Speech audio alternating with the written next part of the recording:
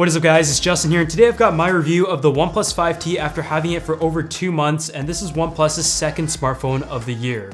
I'm gonna tell you right now that this is one of my favorite Android smartphones, and for $500, you're getting a phone that is essentially flagship caliber, has a good display, great design, a good camera, and it's also very fast and has a near stock Android experience. Of course, there are going to be phones out there that do better in some categories, but they do also come in at higher price points, and I think OnePlus has done a good job on focusing on what matters, but also listening to what the consumer wants. The 5T is a great example of a smooth Android experience paired up with a nice display. The bezels have been decreased in the 5T, great hardware, a good camera, and in general, just a very enjoyable experience, which is why this is one of my favorite Android phones.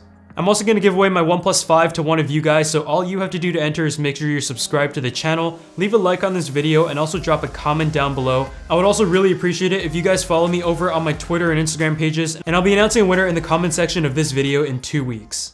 So when it comes to specs, the OnePlus 5T is essentially everything that you would expect out of a flagship phone that came out in 2017. It has a Snapdragon 835 processor with an Adreno 540 GPU. It also comes in 2 storage options, including 64 and 128 with 6 or 8 gigs of RAM. By no means are you actually going to need 6 to 8 gigs of RAM, but I mean, it's still nice to have, especially at the price point that this flagship caliber phone comes in at. With the base 64 gig model starting at $499, this is actually the most expensive device that OnePlus has made to date. When it comes to build quality of the OnePlus 5, the design pretty much stays the same as to what you saw on the OnePlus 5. Kind of makes sense that they've done that, but they still have made a few refinements, especially on the front, to make it more future-proof. I also really like that the power and volume rockers are put on each side, just making it so much easier to not accidentally press the wrong one. The textured alert slider on the left side is also something that I really like, and I think many more phones should start to do this.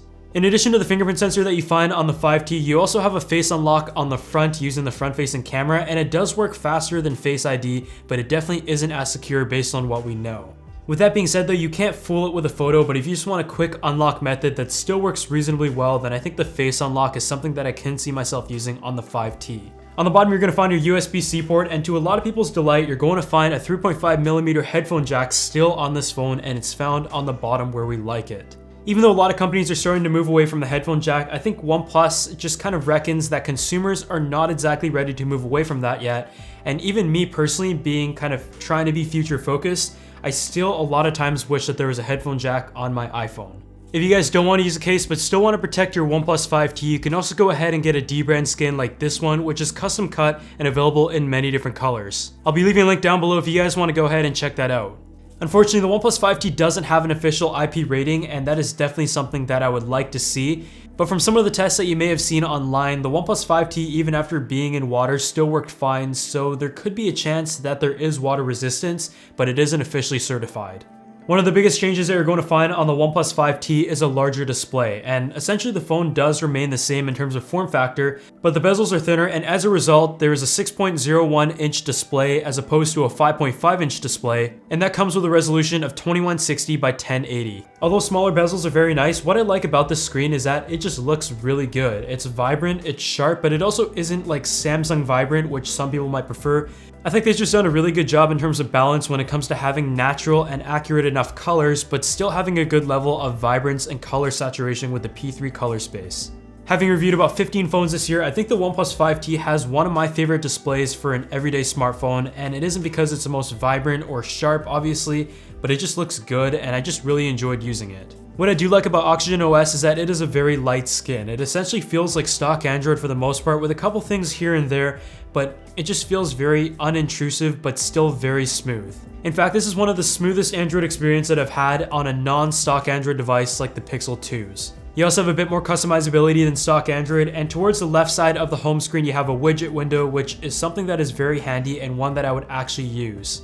I honestly have no complaints when it comes to software because it was just very smooth, very clean, and what I would personally enjoy, because I actually do gravitate towards stock Android as opposed to a feature-rich experience like TouchWiz. As for the camera, the OnePlus 5T saw some minor changes from the OnePlus 5, but the main camera does stay the same. The main camera is a 20 megapixel sensor at an f1.7 aperture, whereas the secondary camera is a 16 megapixel sensor at 1.7 as well. As you might remember, the OnePlus 5 had a dual camera setup where one camera did 2x and the other one was the main camera. But on the OnePlus 5T, they're actually the same 27mm focal range, with one being better at low light. The cameras overall look pretty good in terms of exposure, the color balance and stuff, but they're by no means the best on the market when you compare it to the Samsung Galaxies or Pixels. Although low light photos might be important for a lot of people, I personally just prefer having a dual focal range, whether it's zoom or wide, because it's just nice to have that level of flexibility on a phone. On the front, you have a 16 megapixel f2.0 camera with a 20mm focal range, and when it comes to video, the OnePlus 5T can record 4K at up to 30 frames per second, and there is no optical image stabilization, but instead EIS. The software stabilization actually works pretty well, but what I noticed with software-based stabilization is that when you start to pan the camera, it just looks quite unnatural when compared to optical. The video quality though in 4K looks pretty good. The colors did a pretty good job in terms of balancing. The colors are a bit more saturated than I would have liked, but overall still a good camera in the OnePlus 5T. The OnePlus 5T has a 3300 mAh battery, which by no means is impressive, but still pretty good.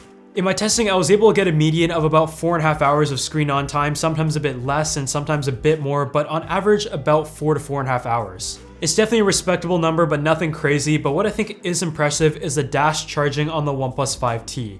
This phone is probably one of the fastest charging on the market with the included charger, and is able to get 50% of charge in 30 minutes, and considering the battery is over 3000 mAh, that is pretty impressive. The OnePlus 5T does not have wireless charging due to its metal design on the back that is pretty much the same as the OnePlus 5, but that might be something that we see next year, but I think the fast charging is something that I find myself using much more. It's really nice that OnePlus has let us keep the headphone jack, but one thing that kind of sucks is that there's a single bottom firing speaker that just doesn't sound that good, and I really want to see stereo in the future.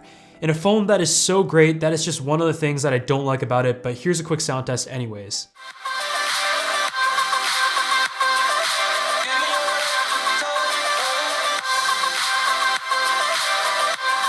So now it's time to wrap things up on the OnePlus 5T, and I will say that I love this phone for a number of reasons, but by no means is it amazing in any category.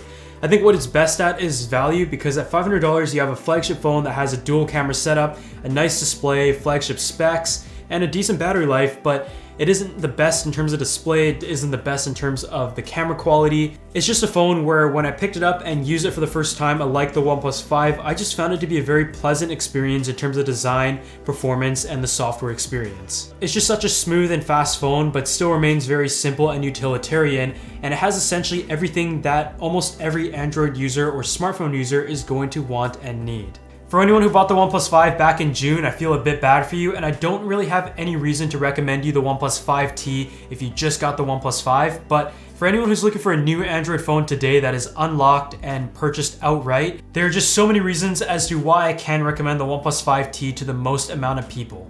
The only things that I would really change on the 5T is bringing back a dual focal range on the camera, because I simply don't take many low light photos, and possibly also wireless charging. But this is one of the phones that I just seem to be using a ton, and I definitely have a lot of Android phones to choose from. But if you guys enjoyed this video, make sure you leave a like on it and drop a comment down below as to what you think of the 5T, and I'll see you all in the next video.